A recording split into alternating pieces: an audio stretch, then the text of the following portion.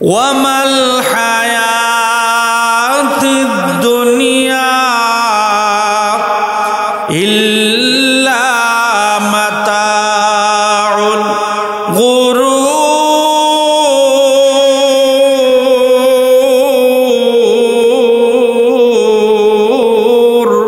আল্লাহু আকবার। আল্লাহ বলেন, ও দুনিয়ার বান্দা বান্দিরা, আমি দুনিয়াটাকে ক্ষণস্থায়ী দুনিয়া হিসেবে বানাইছি, সৌন্দর্য দিয়েছি, আসমান সুন্দর করে বানাইছি, জমিন সুন্দর করে বানাইছি। কিন্তু মানুষ জানিয়ে রাখো, 2 নম্বর জিনিস দিয়ে বানাইছি। দেখতে 1 নম্বর, কিন্তু যেগুলা দিয়া বানাইছি 2 নম্বর। 2 নম্বর দিয়ে কেন বানাইলাম? তার কারণ হইল, এই দুনিয়া আমি চিরদিন রাখব না। এই দুনিয়া অল্প সময়ের জিন্দিগি। এই অল্প সময়ের জিন্দিগি, এই জন্য আমি দুনিয়া 2 নম্বর করে বানাইছি, দেখতে 1 নম্বর। এই দুনিয়ার সৌন্দর্য দেখা দুনিয়ার পিছনে পড়ে যায় না। বিসমিল্লাহির রাহমানির রাহিম। আলহাকুমুত তাকাসুর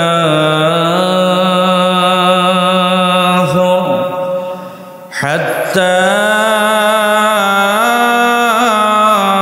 যুরতুমুল মাকাবির।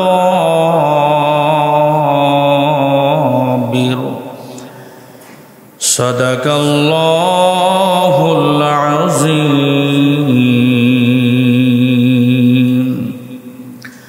ওয়া ক্বালা তাআলা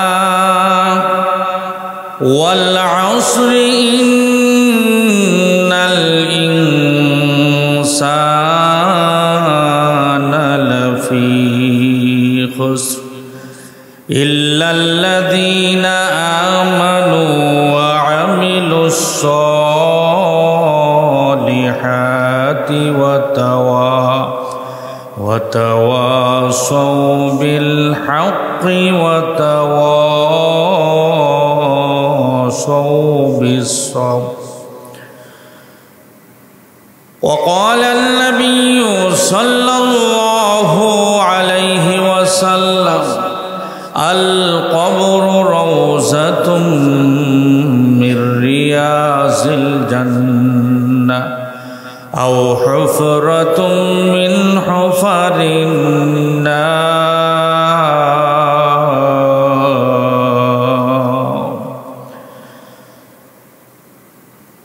সবাই মোহাব্বতে নবীর উপরে দরুদ ইব্রাহিমে পড়ি। আল্লাহুম্মা সাল্লি আলা মুহাম্মাদ ওয়া আলা আলি মুহাম্মাদ কামা সাল্লাইতা আলা ইব্রাহিম ওয়া আলা আলি ইব্রাহিম ইন্নাকা হামিদুম মাজিদ।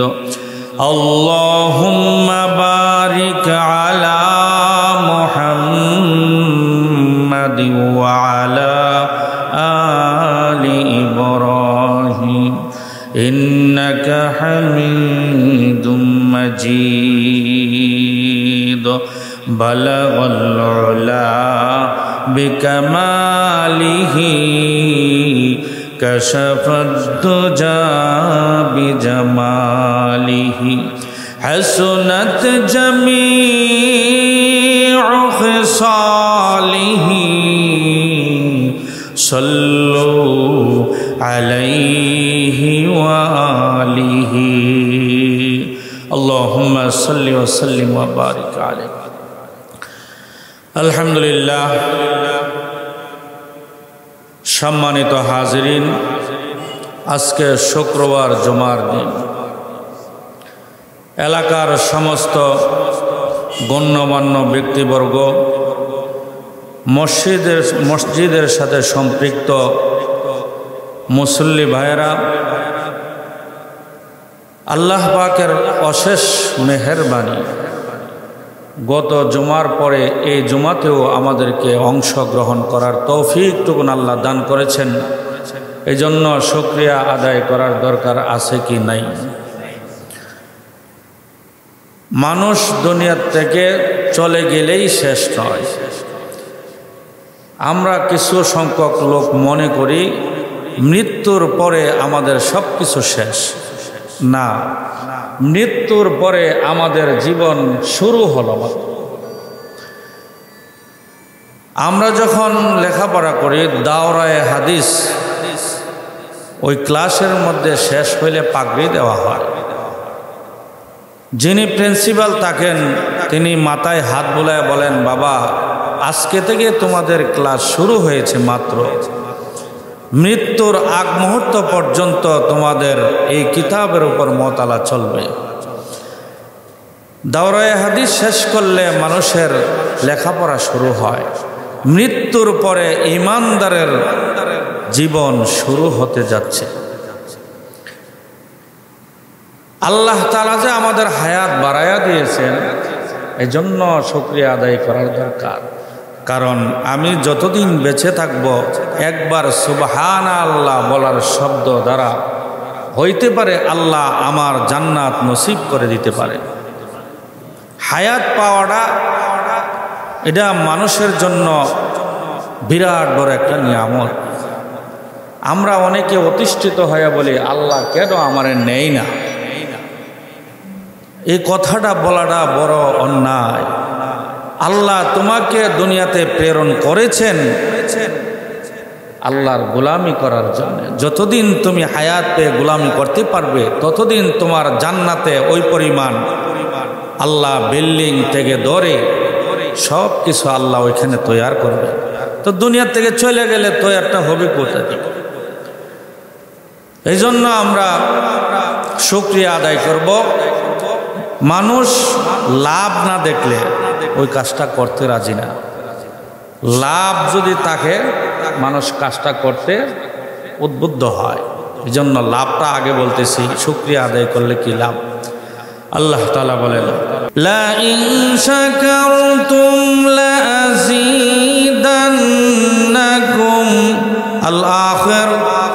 কোন মানুষ যদি তার জীবনের মধ্যে শুকরিয়া আদায় করে, আল্লাহ বলেন তার নিয়ামত আমি বাড়ায়া দেই। কোন মানুষ যদি শুকরিয়া আদায় না করে, আমি তার জন্য কঠিন শাস্তির ব্যবস্থা রেখেছি। নিয়ামতের শুকরিয়া আদায় করলে আল্লাহ বাড়ায়া দেয়, কিন্তু না করলে কঠিন শাস্তির ব্যবস্থা রয়েছে। এই জন্য সবাই আমরা অন্তরের অন্তঃস্থল থেকে বলি আলহামদুলিল্লাহ। আমি ছোট্ট একখান সূরা তেলাওয়াত করেছি, সূরা তাকাসুরের প্রথম 2 অংশ তেলাওয়াত করেছি। মানুষের জীবন লাইফ দুইটা, একটা হইল ইহকালীন লাইফ আর একটা হইল পরকালীন লাইফ। আল্লাহ মানুষকে দুনিয়াতে প্রেরণ করেছে, বোঝা গেল পাঠাইলে এর জবাবদিহিতা আছে। বাবাই যদি সন্তানকে বাজারে পাঠায় তাহলে উদ্দেশ্য আছে পাঠানো, ঠিক কিনা? হয়তো বাজার সদাই করার লাগে পাঠায়, অথবা কোনো কিছু আনার লাগে পাঠায়। আবার বইলা দেই বাজারে কিন্তু অনেক কিছু আছে, বাজারের কথা বুঝা যাস না। বাজারের সৌন্দর্য দেখা, রং তামাশা দেখা, খেলাধুলা চলে, জাদু মন্ত্র চলে, এই ধরনের জিনিস দেখা বাজারের কথা কিন্তু ভুলে যায় না। যদি ভুলে যাও সময় শেষ হয়ে যাবে, বাজারে সদাই পাতি পাবে না। দেরি করে আসার পরে যদি বাবাই জিজ্ঞেস করে বাজার কই, সন্তান যদি বাজার বোঝাই না দিতে পারে বাবার রাগান্বিত হয়, ঠিক কিনা? তাহলে বোঝা গেল পাঠাইলে জবাবদিহিতা আছে, আর না পাঠাইলে এটার কোনো জবাবদিহিতা নাই। তবে আল্লাহ মানুষ দুনিয়াতে প্রেরণ করেছে, বোঝা গেল আল্লাহর দরবারে কি আছে? জবাবদিহিতা আছে। বলা হয়েছে দুনিয়ার মধ্যে সুন্দর সুন্দর জিনিস আছে, সুন্দর খেলা আছে, সুন্দর তামাশা আছে। টাকা পয়সার লোভে পয়রা আখিরাতকে ভুলে যেও না। এই দুনিয়াটা এটা একটা ধোঁকার দুনিয়া। আল্লাহ কোরআনে বলছেন, ওয়ামাল হায়াতিদ দুনিয়া ইল্লা মাতাউল গুরুর।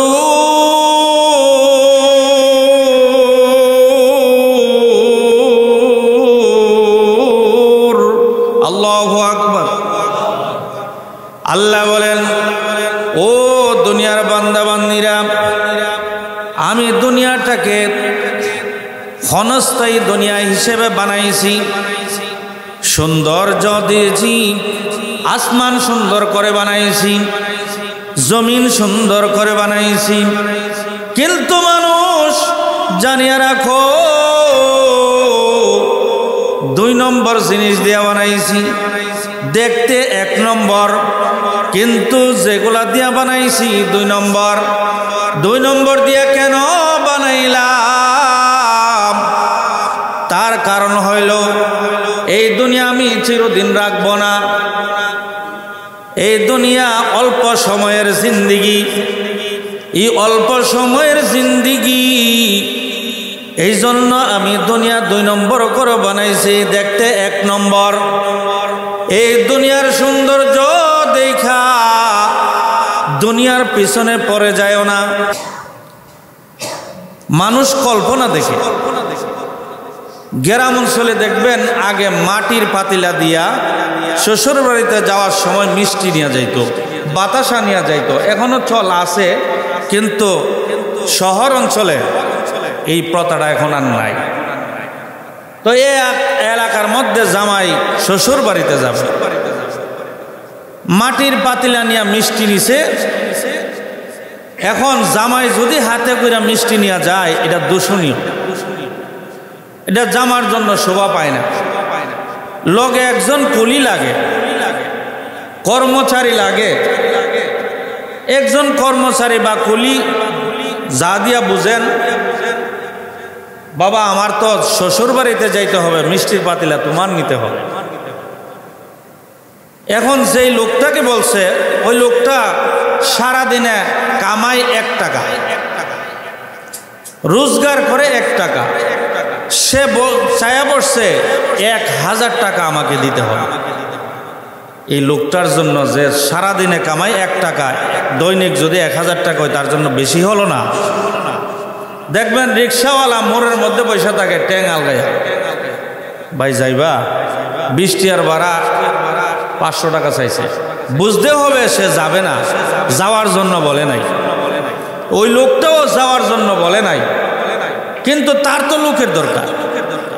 ভাই 1000 টাকাই দেব, চলো। এবার চিন্তা করে 1000 টাকা যখন পাইছি, তো আর দেরি করে লাভ নাই, রওনা করছে। মাটির পাতিলা মাথার উপর নিয়েছে, আর পিছনে পিছনে জামাই রওনা করেছে। ওই লোকটা, কুলি লোকটা মাথার উপরে মিষ্টি নিয়া কল্পনার জগতে চলে যাচ্ছে। সারাদিনে কামাই 1 টাকা, আজকে 1000 টাকা আমার কামাই হয়েছে। এই টাকাটা দিয়ে আমি কি করব? এত টাকা দিয়ে আমি কাজে লাগাইতে হবে, ও কাজে ব্যয় করলে চলবে না। কারণ টাকা কামানোর সময় সব সময় আসে না। সে কল্পনার মধ্যে কল্পনা করতেছে, মিষ্টির পাতিলা কোথায়? মাথায়। এবার চিন্তা করলো, এই টাকাটা দিয়ে আমি একটা বকরি কিনবো, ভালো জাতের বকরি, এক বিয়ারে যেন 4টা বাচ্চা হয়, দুধও যেন বেশি হয়। এরকম চিন্তা ভাবনা করে একটা বকরি কিনলো। কেনার কিছুদিন পরে অনেক পয়সাওয়ালার মালিক হয়ে গেল। এবার চিন্তা করলো বকরি করব না, বকরি লালন পালন করব না, গরু কিনব, জার্সি গরু, দুধ বেশি হবে, বাজারে বিক্রি করে পয়সা আরো বেশি হবে। গরু কেনার পরে কিছুদিন যাওয়ার পরে দুইটা ঘোড়া কিনব। গুলিস্তান মোড়ে এখনো ঘোড়ার গাড়ি আছে না নাই? ঘোড়ার গাড়ি বানায় অর্থ কামাই করব। এইভাবে কামাই করার পরে আমার অনেক টাকা হবে, বাড়ি বানাবো, বিল্ডিং বানাবো ঢাকা শহরের ভিতরে। এখন ভালো পরিবারে, টাকাওয়ালা পরিবারে বিবাহ শাদী করব। টাকা আছে, কে না দিব আমার? টাকা থাকলে মায়া দিতে বাধ্য, কারণ এখন আর বংশের হিসাব করা হয় না। টাকা আছে যার, ভালো বংশ আছে তার। ভালো পরিবারের মেয়ে বিবাহ করার পরে বিল্ডিং এর ভিতরে বিদেশ থেকে সুইচ লাগামো, ফ্যান লাগামো, টাচ লাগামো, সুন্দর কর্ম। অন্য বাড়ির চাইতে আমার বাড়ির পরিবর্তন থাকবে, কারণ প্রতিযোগিতা চলে এখন বেশি। আল্লাহ কোরআনে কইছেন যে শেষ নবীর পরে শেষ যে উম্মতরা থাকবে তারা শুধু প্রতিযোগিতা করবে নেক আমলের না, টাকা পয়সা। আল্লাহকুমুত তাকাসুর,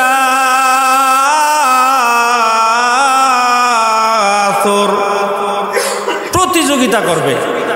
কোরবানি আসলে ইমুকে দিছে 2 লক্ষ টাকা, আমি 5 লক্ষ টাকা দেব, না হলে আমার মান সম্মান থাকবে না। মান সম্মানের খাতিরে কোরবানি করছে, দেখাই সুন্দর, আরেকজনের সাথে প্রতিযোগিতা চলে। এখন যুগটা এরকমই চলছে। পাশের বাড়ি বিল্ডিং বানাইছে 5 তলা, আমি 10 তলা না করলে আমার সম্মান থাকবে না। কিন্তু কোন মানুষ আমার পাশের বাড়ির লোকে 5 ওয়াক্ত নামাজ পড়ে, রাত্রে 3টা বাজে উঠিয়া তাহাজ্জুদের নামাজ পড়ে, কাঁদে আর বলে মালিক গুনাহ করেছি, মাফ করে দাও। আমি দি কোনোদিন 3টা বাজে উঠি না, আমি দি কোনোদিন মালিকের কথা স্মরণ করলাম না, আমি দুনিয়া নিয়ে ব্যস্ত। এইরকম প্রতিযোগিতা আমাদের ভিতরে নাই। বোঝা গেল আমি পাক্কা মুমিন হতে পারি নাই, ঠিক কিনা? আমার নবী বিশ্ব নবী রাহমাতুল লিল আলামিন, আল্লাহর প্রেরিত নবী, সমস্ত নবীর নবী, এমন নবী আল্লাহ সশরীরে সাক্ষাৎ করাইছেন, জান্নাত দেখাইছেন, জাহান্নাম দেখাইছেন। নবীকে না তৈয়ার করলে এই পৃথিবী সৃষ্টি হতো না। নবীজিকে বলেন, ও আমার পয়গম্বর দোস্ত, মহব্বতের সঙ্গে নবীজিকে ডাক দিতেন, আপনি কি চান আমার কাছে বলুন। নবীজি মাটি মোট করে যদি বলতো স্বর্ণ হয়ে যাও, স্বর্ণ হয়ে যাইত। আমার নবী বলেন, আল্লাহ আমাকে এমন ধন সম্পত্তি দাও যেই ধন সম্পত্তি একবেলা খাইলে পরবর্তী সময় তুমি মালিকের কাছে চায়া নিতে হয়। এজন্য নবীর ঘরে সবসময় খাবার থাকতো না, যদিও থাকতো হাদিয়া প্রচুর পরিমাণ আসতো, নবীজির সাথে সাথে সাহাবীদের মধ্যে, সাহাবায়ে কেরামদের মধ্যে বন্টন করে দিয়ে দিতেন। বলতেছিলাম কল্পনার জগতের ব্যক্তি এবার ডাইনিং টেবিল বানাইছে, সুন্দর বিবাহ করেছে, সন্তান হয়েছে, ডাইনিং টেবিলের মধ্যে খানা সাজায় দেওয়া হয়েছে। সন্তান আসিয়া বলতেছে, বাবা মা বলেছে খানা রেডি ডাইনিং টেবিলে, আপনি খাওয়ার জন্যে। ওই ব্যক্তিটা কল্পনা করতেছে আমি তখন একটা অভিমান করব, অভিমান করে বলবো না আমি খাইতাম না কয়ে যে মাথা নাড়া দিছে, সাথে সাথে মাটির পাতিলা কোথায় পড়ছে? রাস্তায়, বালির উপরে। এবার পিছন থেকে জামাই বলতেছেন, এবার কি করলি? আমার মিষ্টি সব ধ্বংস করে দিলি। এবার কুলি ব্যক্তি বলতেছেন, তোমার মিষ্টি ধ্বংস হয়েছে, এর জন্য 200-300 টাকা খরচ হয়েছে, আর আমি যে এতক্ষণ পর্যন্ত বাড়ি বানাইলাম, স্ত্রী বানাইলাম, সন্তান হইল, আমার অবস্থাটা কি দাঁড়ায়? আচ্ছা বলেন তো, এর যে কল্পনার জগৎ, এর কোনো হাকিকত আছে? এর কিছুই নাই। ঠিক তদ্রূপ আমরাও দুনিয়ার জমিনে ইহকাল জগতে, কল্পনার জগতে পড়ে রয়েছি। বিল্ডিং বানাইতেছি, সন্তানকে আমেরিকা পাঠাইতেছি, জাপান পাঠাইতেছি, কল্পনা করতে করতে দ্বন্দ্বলত কামাইতে কামাইতে আমি কিন্তু বৃদ্ধ হয়ে গিয়েছি। ডাক্তারে বলেছেন তুমি আর গোশত খাইতে পারবে না। কেন? তোমার ডায়াবেটিস বেশি হয়ে গিয়েছে, আর খাওয়া দাওয়া নিয়ন্ত্রণ করো নতুবা বাঁচতে পারবে না। এবার সন্তানে জাপান থেকে টাকা পাঠায়, কিন্তু তোমার পকেটে টাকা আছে, তোমার খাওয়ার শক্তি আর নাই। আছে না এরকম? এই জন্য আল্লাহ বলেন, দুনিয়াতে তোমাকে প্রেরণ করেছি, এই দুনিয়ার সৌন্দর্য দেখা তুমি কিন্তু আখিরাতের কথা বইলা যাও না। কারণ এই দুনিয়াটা হইল ধোঁকা, এই ধোঁকার দুনিয়াতে তুমি কিন্তু আসল মনে করো না। এজন্য আল্লাহ বলেন পরের আরেক অংশে, ওয়া মা হাযিহিল হায়াতিদ দুনিয়া ইল্লা লাহবু ওয়া লাইব ওয়া ইন্নাদ দারাল আখিরাতা লাহিয়াল হায়াওয়ান। আল্লাহু আকবার। আল্লাহ বলেন, ও দুনিয়ার মানুষেরা, তোমরা যে বিবাহ শাদী করেছ, সন্তান হয়েছে, আমরা ছোট্টবেলায় একজন আর একজন ছোট্ট ছেলে ফেলেরা মিলে খেলা খাইতাম, মাটির পুতুল রাখতাম সন্তান হিসেবে, একটা মহিলা পুতুল আর একটা হইল পুরুষ পুতুল। এই দুইটা আমাদের সন্তান, একটা ছোট মেয়ে আর একটা ছোট ছেলে, দুজনে মিলা স্বামী স্ত্রী সাজতো। এরকম গ্রাম অঞ্চলে এখনো চলে। যখন বাচ্চারা সন্তানকে লালন পালন করতেছে, স্ত্রী বলতেছে স্বামী আমার বাজারে যাও, ঘরে কিছু নাই।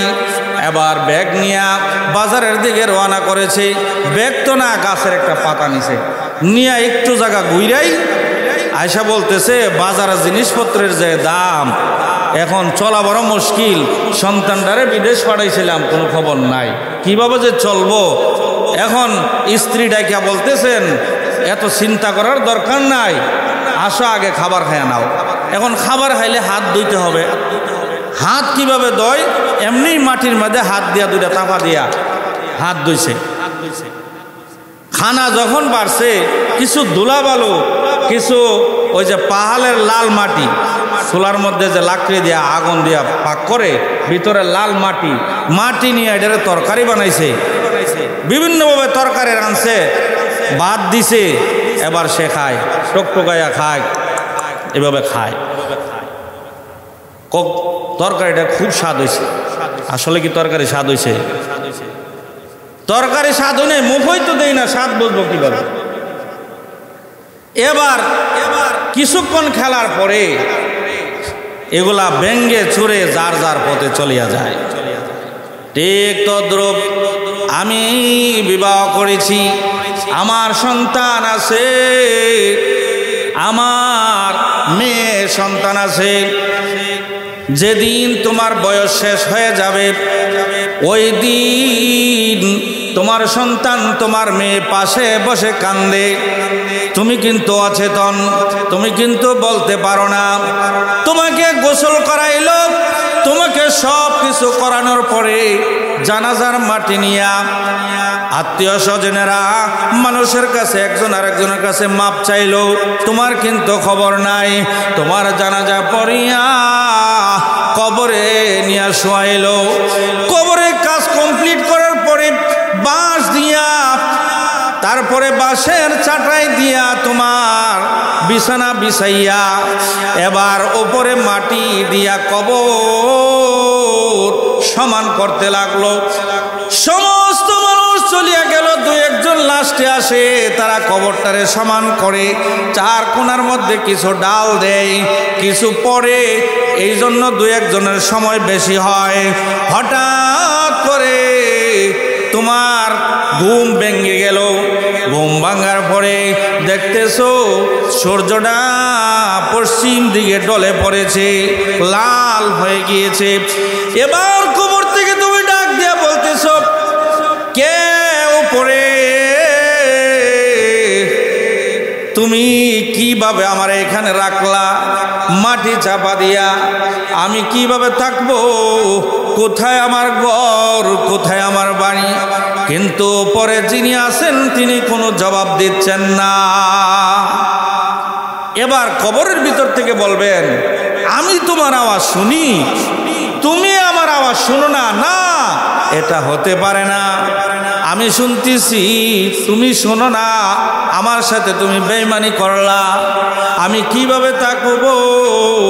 ওই তো সন্ধ্যা হয়ে যাচ্ছে, আমি মাটির মধ্যে কিভাবে থাকবো?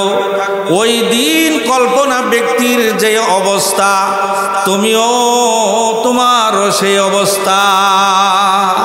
সন্তান পাশে নাই, স্ত্রী পাশে নাই, অন্ধকার একটা কবরের ভিতরে তুমি তখন ওই কল্পনা ব্যক্তির যেইভাবে মিষ্টির পাতিলা ভেঙ্গে চোরমার হয়ে গিয়ে নষ্ট হয়ে গিয়েছে, তোমারও ওই দিন কল্পনার মধ্যে আসবে, আহা আমারও তো সব কিছু শেষ। তখন মনে মনে বলবে, মিশামিশি কাটাইলাম ববের জিন্দেগি, হায়াত তাকতে না করিলাম বন্দেগি। ঠিক কিনা আমার ভাইরা? এই জন্য আল্লাহ তাআলা বলেন, এই দুনিয়াটা দোকার দুনিয়া, দোকায় পড়িও না। আমি তোমাদেরকে ইহকালে পাঠাইছি পরকালের শান্তি বিশ্রাইবার জন্যে। তুমি যদি তোমার সন্তানকে বিদেশে পাঠাও, সন্তান যদি জ্ঞানী হয়, সন্তান টাকায় পয়সা কামাই করবে, কামাই করিয়া যা লাগে তা খরচ করবে, বাকিটা ব্যাংকে রেখে দিবে অথবা বাবার কাছে পাঠিয়ে দিবে। বাবা আমার বড় কষ্টের টাকা, আমি চিরদিন বিদেশে থাকতে পারবো না। ও বাবা, আমার জন্য টাকা বাড়ি রাখো, আমার জন্য জমি জমা রাখো, আমার সম্পত্তি বাড়ায়ও, কারণ আমার শরীরও ওই পরিমাণ শক্তি থাকবে না, আমি টাকা পয়সা সব সময় কামাইতে পারবো না।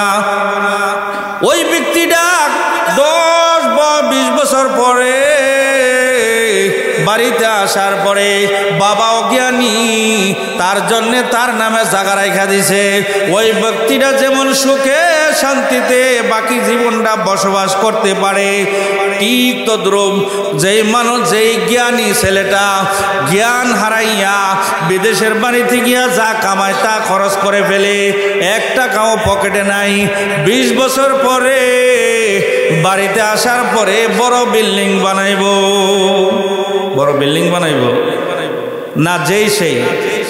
যেই সেই ও মুসলমান ভাইয়েরা, ও আমার মা বোনেরা, ও যুবক ভাইয়েরা, তোমার যৌবন শক্তি হারায়া গেলে আর কিন্তু ফেরত পাইবা না। তোমার যৌবন শক্তি, তোমার মতো এরকম বৃদ্ধ বাবারা, তাদেরও কিন্তু যৌবন শক্তি ছিল, আজকে কোথায় গেল? যা কামাই করে। আল্লাহ বলেন, বান্দা বান্দিরা, তোমরা দুনিয়াতে গিয়া দুনিয়ার সৌন্দর্য দেখা ভুলা যায় না, পরকালে কিন্তু তোমাদের জিন্দেগি শুরু হবে। এজন্য আল্লাহ সূরাতুল আসরের মধ্যে সময়ের কসম খাইছেন। মানুষের সময় 3টা, একটা হইল শিশুকাল, আরেকটা হইল যৌবনকাল, আরেকটা হইল বৃদ্ধকাল। 3টা কাল মানুষের অতিবাহিত হয়। শিশুকাল মানুষের জ্ঞান শক্তি না থাকার কারণে আল্লাহ শরীয়তের গণ্ঠির ভিতরে ঢোকায় নাই। যখন তুমি যৌবনকালে উপনীত হয়েছ তখন তোমার হিসাব কিতাব শুরু হয়ে গেছে। এ আমার বান্দা বান্দিরা, এই যৌবনকালটা নষ্ট করো না। তুমি এই যৌবনকালের ভিতরে মালিকের বেশি বেশি গোলামি করো, মালিকের এই দিক দিয়া গোলামি করবা। পরকাল জগতে তোমার ধন সম্পত্তি বাড়িয়ে দেওয়া হইবে। এখানে বসিয়া তুমি মালিকের গোলামি করবা। মালিক বলেন, আমি তোমার এই গোলামিকে বিতা যেতে দেব না, আমি তোমার গোলামিকে কাজে লাগাইয়া আখিরাতে বিল্ডিং বানাইয়া দেব। আমার ভাইরা, হযরত বেলাল রাদিয়াল্লাহু তাআলা আনহু, বেলাল রাদিয়াল্লাহু তাআলা আনহু পরকালের চিন্তা করে, পরকালের চিন্তা করিয়া বেলাল নবীর উপরে কি পরিমাণ ঈমান এনেছে, কষ্ট দিয়েছে তার মালিকে, এরপরেও কালিমা বলে নাই, এরপরেও ইবাদত বন্দেগী বলে নাই। আল্লাহর নবী যখন মেরাজে গেলেন, মেরাজে যাওয়ার পরে বেলালের জুতার শব্দ শুনতে পেয়েছে। দুনিয়ার থেকে আর জান্নাতে হাঁটে। আমার সাহাবায়ে কেরাম নবীর কথা এমন ভাবে নিয়েছে, নবী যেইভাবে বলেছেন ওইভাবে চলেছে। এই জন্য তারা জান্নাতের টিকিট দুনিয়া থেকে পেয়েছেন, মহিলারাও জান্নাতের টিকিট পেয়েছেন। 10 জন সাহাবী, 10 জন সাহাবা, 10 জন সাহাবী জান্নাতের টিকিট দুনিয়া থেকে নিয়ে গিয়েছেন। কেন হয়েছে ভাই? বেশি বন্দেগী করার কারণে। আজকে তো আমরা বন্দেগী করি কিন্তু নিয়তই আমাদের ঠিক নাই। কথা ছিল মালিকের গোলামি করব, কিন্তু মানুষে যেন না জানে। দান করব, মানুষে যেন না জানে। মানুষকে সদকা দেব, যাই কিছু দেই নাকি মানুষে যেন না জানে, মানুষকে দেখাইবার জন্য না। কিন্তু আমাদের ইবাদত হয়ে গেছে আজকে দেখাই না। চেয়ারম্যান সব চেয়ারম্যানেতে দাঁড়াইবে, টুপি একটা লাগাইছে, পাঞ্জাবি একটা লাগাইছে, এবার বাড়ি বাড়ি গিয়া ঘুরে মানুষকে সালাম দেয়। কত ভদ্র মানুষ, মনে করে টুপি যখন লাগাইছে মানুষটা সরল, এই মানুষটারে ভোট দিলে আমরা সহযোগিতা পাবো, সব দিক দিয়ে আমাদের সুবিধা হবে। কিন্তু দেখা যায় যখন পাস করার পরে আর টুপিও থাকে না, তখন তার ব্যবহারও ঠিক থাকে না। বোঝা গেল ওই লোকটা টুপি লাগাইছে মানুষকে বোকা বানানোর জন্য, ইবাদত করছে মানুষকে বোকা বানানোর জন্য। মসজিদে গেছে মানুষ যখন নামাজি বলে, নামাজি বলিয়া যেন তারে ভোট দেই। আছে না এরকম? যাকাত এসেছে, আমার যাকাত দেওয়া আল্লাহর হুকুম, কিন্তু আমি কি করি? ওই পরিমাণ যাকাত হিসাব করি না। আমি আমার মন মতো যাকাত দিয়া মানুষের মধ্যে, গরিবদের মধ্যে একটা ঝগড়া লাগাই। অল্প দে, মানুষ গরিবের সংখ্যা বেশি হয়ে যায়, যার কারণে দেখা যায় কেউ পায় কেউ পায় না। আবার ভিডিও করে, আবার সমাজের মধ্যে সমাজসেবক উল্লেখ করে, মতলব ভালো না। ইন্নামাল আ'মালু বিন্নিয়াত, বুখারী শরীফ বড় একটা হাদিসের কিতাব। ওই হাদিসের মধ্যে বহু হাদিস আছে। সর্বপ্রথম হাদিসটা লেখা আছে ইন্নামাল আ'মালু বিন্নিয়াত। এই হাদিস যে তুমি পড়বা, এই নবীর হাদিস যে তুমি তেলাওয়াত করবা, আগে তোমার নিয়ত ঠিক করো। কি জন্যে পড়বা? তোমার নিয়তটা আগে সহি করো, তারপরে হাদিস পড়ো। নিয়ত সহি নাই, বুখারী শরীফ পড়তে পড়তে তুমি একবারে মুখস্থ টুটস্থ করলেও তোমার 2 আনার কাজ হবে না। এই জন্য নিয়ত ঠিক করতে হবে। নামাজ পড়তে আসছি, নিয়ত ঠিক করতে হবে। সামনে আসতেছে রোজা, নিয়ত ঠিক করতে হবে। আমি মালিক রাজি খুশি করার জন্য রোজা রাখবো, আমার মালিক যেন খুশি হয়। দুনিয়ার কেউ আমাকে রোজাদার বলুক আর না বলুক তাতে কোনো আসে যায় না। আল্লাহর নবী বিশ্বনবী রাহমাতুল লিল আলামিন যখন কালিমার দাওয়াত প্রচার করতেন, কাফেররা ইহুদি নাসারারা তারা মানত না, নবীজির মনটা খারাপ হয়ে যেত। আল্লাহ কালিমার দাওয়াত দিয়েছি, কেউ মানে না। আল্লাহ বলেন, নবী গো আপনি চিন্তা করবেন না, আমি আল্লাহ আপনাকে নবী বলে ঘোষণা দিয়েছি। পৃথিবীর কোনো মানুষ যদি আপনাকে নবী না বলে তাতে কোনো কিছু আসে যায় না, আপনার কাজ আপনি করেন। আর দুনিয়ার মানুষ মানুক আর না মানুক তাতে আপনার কোনো আসে যায় না, ঠিক কিনা? এজন্য নবীজি নবীর চেষ্টা নবী করেছেন। আমরাও আজকে নবী নাই, আপনাদের সামনে কিছু কথা বলতেছি। ভাইজান আমার বানানো কোনো কথা না, যদি বানায়া বলি আল্লাহ জিহ্বাটা কেটে ফেলবেন, বলবেন বক্তারে আয় তোর তক্তা বানা। আমিও যেন হেদায়েত প্রাপ্ত হয়, আল্লাহ যেন সর্বপ্রথম এই ওয়াজের দ্বারা আমাকে হেদায়েত প্রাপ্ত করেন, তারপরে আপনাদেরকে করেন। এই জন্য দিলের কান দিয়ে শুনতে হবে, হেদায়েত হওয়ার নিয়ে শুনতে হবে। ভাইরা আমার, যদি আমি পরিপূর্ণভাবে নবীর তরিকা অনুযায়ী আমল করতে পারি তাহলে আমার সুসংবাদও দুনিয়ার থাকতে জান্নাতে হয়ে যাবে। এই জন্য আমরা করতে রাজি আছি কিনা? এই জন্য ভাইয়েরা এখন থেকে তওবা করেন। জীবনে বহু গুনাহ করেছি, আল্লাহ আর করব না, এই জুমা থেকে তওবা করলাম। বাকি যতদিন বাঁচবো আল্লাহ তোমার গোলামি করে যাব। আল্লাহ তুমি আমাদেরকে মাফ করে দাও। আল্লাহ রহমানুর রহিম, বান্দার সমস্ত গুনাহ মাফ করতে আল্লাহ দেরি করেন না। আল্লাহ বলেন, রে বান্দা বান্দিরা আমি কিন্তু ঘুমাই না, তোমাদের দিকে চেয়ে থাকি। তোমরা কোন সময় আমি মালিকরে ডাক দিবা, কোন সময় আমার কথা স্মরণ করবা। এ বান্দা আমি যদি ঘুমায়া যাই রাত্রের 3টা বাজে, যারা শিপের মধ্যে থাকে তারা কিন্তু সব সময় আতঙ্কের ভিতরে থাকে।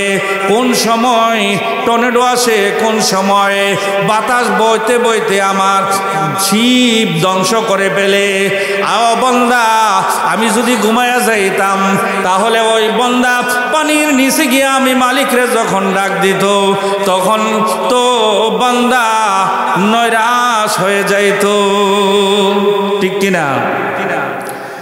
এই জন্য আল্লাহ বলেন, আল্লাহু লা ইলাহা ইল্লা হুয়াল হাইয়ুল কাইয়্যুম লা তা'খুযুহু সিনাতু ওয়ালা নাওম।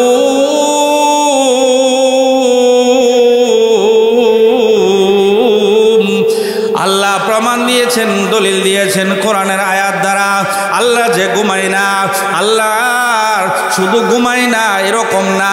মানুষ দেখবেন রাতের বেলা বিশেষ করে যারা পাহারাদারি করে ওই মানুষগুলা কিন্তু বিছানা নিয়ে ঘুমায় না, ওই মানুষগুলা কিন্তু কম্বল নিয়ে ঘুমায় না, চেয়ারের মধ্যে পাহারাদারি করে। করার ভিতরে বসে থাকতে থাকতে একটা নিদ্রা চলে আসে, হঠাৎ করে একটু তন্দ্রা চলে আসে, ঘুমের বান চলে আসে। আল্লাহ বলেন, ও দুনিয়ার মানুষেরা, এরকম ঘুমের বানও আমি আল্লাহর আসে না। আমি সব সময় বন্দার প্রতি সজাগ থাকি।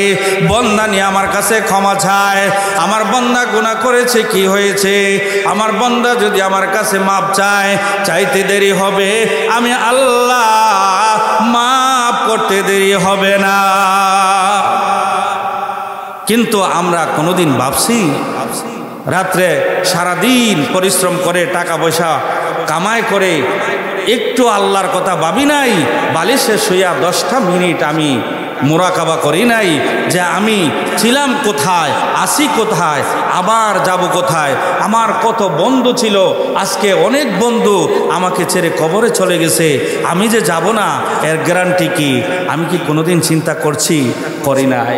আমার বয়স চলে গিয়েছে, দাড়ি ফেঁকে গিয়েছে, কিন্তু এরপরে আমার ভিতরে চিন্তা আসে না, আরো কয় সন্তানটারে জাপান পাঠাইছি, আমার জীবন সাকসেস। আমি যেই উদ্দেশ্য কইরা সারা জীবন টাকা পয়সা কামাই করলাম, আমি সাকসেস।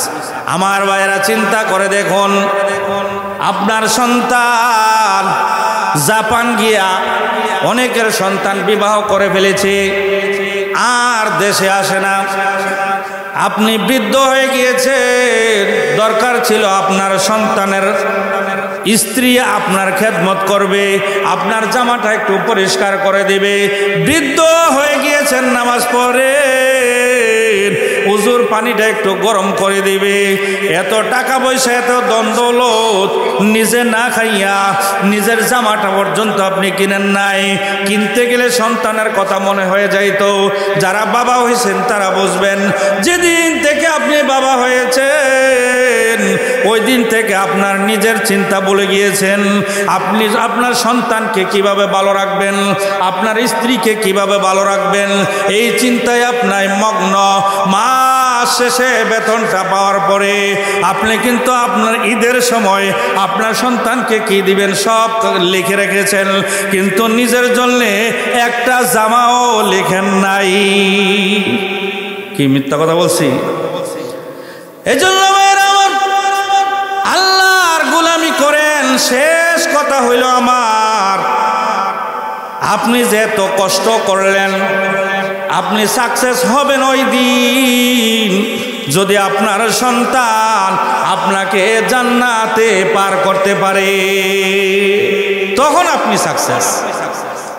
আপনার সন্তান যদি আল্লাহর কাছ থেকে সুপারিশ করে আপনাকে জান্নাতে পার করে দেয়, তখন আপনার জীবন সাকসেস, সন্তানও সাকসেস, আপনিও সাকসেস।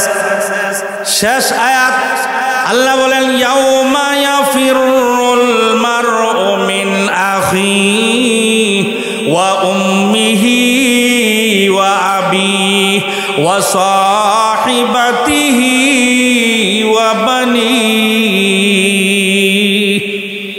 সন্তান, স্ত্রী, ভাই, বেরাদর, বন্ধু বান্ধব কেউ তোমার কাজে আসবে না, একটা নেক দিয়েও তোমার কেউ সাহায্য করবে না।